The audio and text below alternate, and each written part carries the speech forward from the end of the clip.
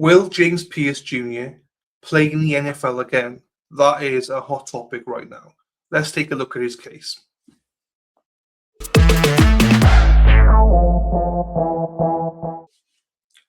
Before I go into his case, let's look a little bit about who James Pearce Jr. is. So James Pearce Jr. was born in Charlotte, North Carolina. He went to Julius L. Chambers High School.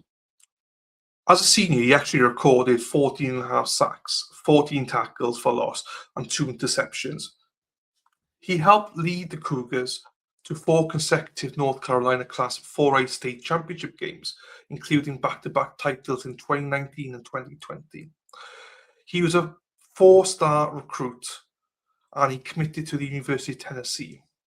He played for the Tennessee Volunteers from 2022 to 2024, and he appeared in 39 games. As a true freshman in 2020, he had a small role, I would say, but he broke out as a sophomore. He earned first-team All-SEC honors with double-digit sacks. In his junior year, which is 2024, he led the team with 7.5 sacks, 13 tackles for loss, and 38 tackles, 23 of which were solo tackles. Over his career with the Volunteers, he totaled 71 tackles, which 44 were solo, 29.5 tackles for loss. Those losses were about 148 yards, 19.5 sacks, 27 quarterback hurries, and 3 forced fumbles, 3 passes defended, and 1 interception, which he actually returned for a touchdown. Pearce actually decided not to go back to school, back to Tennessee for his senior year. He decided to go into the NFL draft. So in 2025, he was actually selected by the Atlanta Falcons as the 26th overall pick. Now, if you remember, the Falcons traded this pick with the Rams, and because of which the Rams got a 2026 first-round pick back in exchange, along with some other picks as well. In his rookie season, Pearce played defensive end and linebacker mainly. He played in 17 games. He recorded 10.5 sacks, and that is actually the most by any Falcons player since 2016. And he was the highest among rookies that year, tied for 12th in the league. And he finished 3rd in the AP Defensive Rookie of the Year voting. So the case against him is essentially that in early 2026, Pearce was arrested on February 7th in Miami-Dade County in Florida. He was alleged to have a domestic dispute with his ex-girlfriend, WNBA player Rickea Jackson, which escalated into a police pursuit and vehicle crash. Police records indicated that 7 911 calls reporting threatening behaviors at Jackson's home from November 2025 to February 2026. But none of those led to any kind of arrests or anything like that. In this incident, Pearce allegedly rammed Jackson's vehicle, fled police officers, struck a police vehicle, and resisted arrest. Pearce went for bond, and he was granted a bond which he had to post $20,500 in order to be released, which he was released on February the 8th. As of March the 12th, 2026, he faces 3 felony charges, which are aggravated battery with a deadly weapon, fleeing and eluding police, resisting an officer with violence, and then 1 misdemeanor, which was a felony, but it's been lowered to a misdemeanor, which is stalking. It was reduced from felony aggravated stalking. Plus, he has 9 traffic violations. WNBA player Rickea Jackson filed a petition for protection against her ex-boyfriend, James Pearce Jr., saying that she was in fear of my life and that if the court didn't intervene, she believed James will kill me. That's according to court documents. Rickea herself plays for the Los Angeles Sparks. She filed this petition for injunction for protection against dating violence in the days following Pearce's arrest on battery and stalking charges. The court granted her initial request for protection, and a permanent injunction hearing is set for April 21st. Pearce is under order not to have any contact with Jackson or come within 500 feet of her home or place of employment, or actually 100 feet from her vehicle. Jackson wrote that Pearce verbally and physically abused me on more than one occasion, and also threatened to kill, harm, and injure her, and to place a bag over her head, according to the court filings. Jackson also detailed in the February 7th incident that led to Pearce's arrest, saying that she saw Pearce following her in his vehicle as she drove home, and that she called 911 and instead drove to a Doral, Florida police station. She did this because allegedly she knew James was going to hurt her.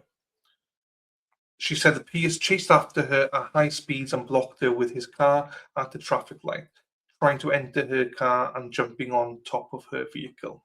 She said he then re-entered his vehicle and chased the car, striking her car multiple times to get her to spin out. She said he cut her off with his vehicle and eventually spun out himself. She said Pearce ran her off the road before she reached the Doral police station. Upon reaching the station, she flagged down an officer as Pearce rammed her car with his. It is then, she says, the officer attempted to arrest Pearce, who left the scene. The initial incident report stated that police pulled a gun on Pearce and he did not obey their commands, instead getting back into his car. Pearce then allegedly struck a police officer with his car. According to the initial incident report, before he crashed his vehicle and ran, but was eventually arrested by officers. In the petition, Jackson wrote that she became more afraid for her safety after trying to break up with Pearce weeks before his arrest.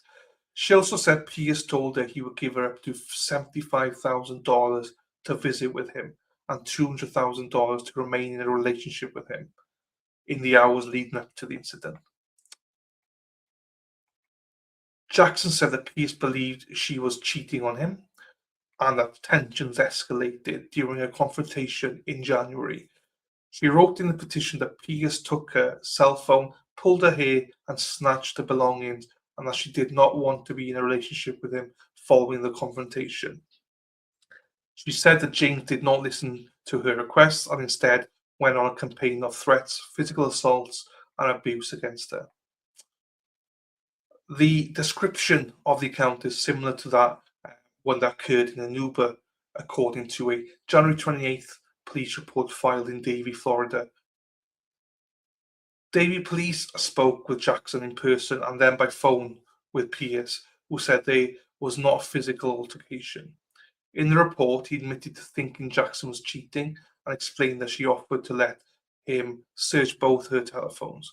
An Uber driver who was present during at least part of the incident told police he only observed a verbal argument, not a physical one, and Jackson did not see any bruising or injury to Jackson, determining there was no evidence of crime due to the conflict statements and lack of physical injury.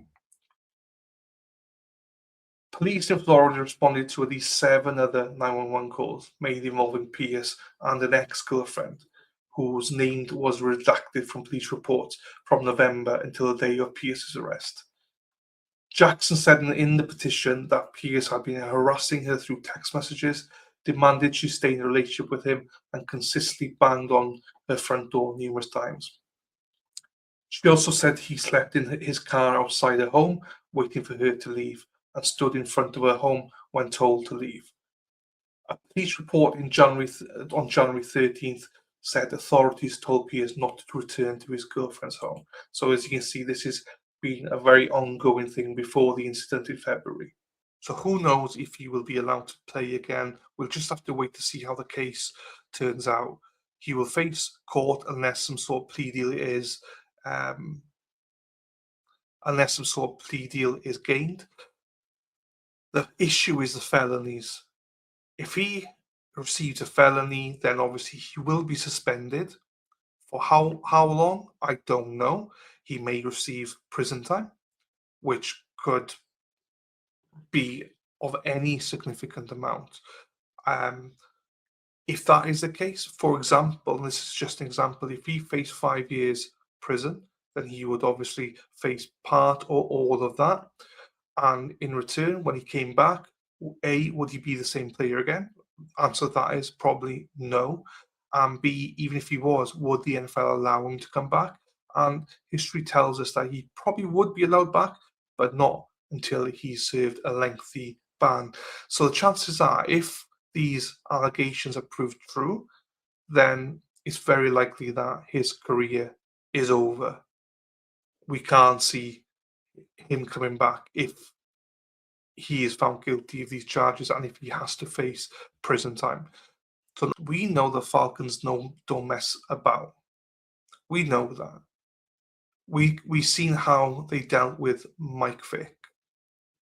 And if James Pearce is found guilty of these charges, then he will be cut by the Falcons. Arthur Blank does not mess about. He's one of those owners that doesn't mess about. There are other owners like Jimmy Haslam, who probably would turn a blind eye, wouldn't care because whatever makes his team win, even though the Browns suck.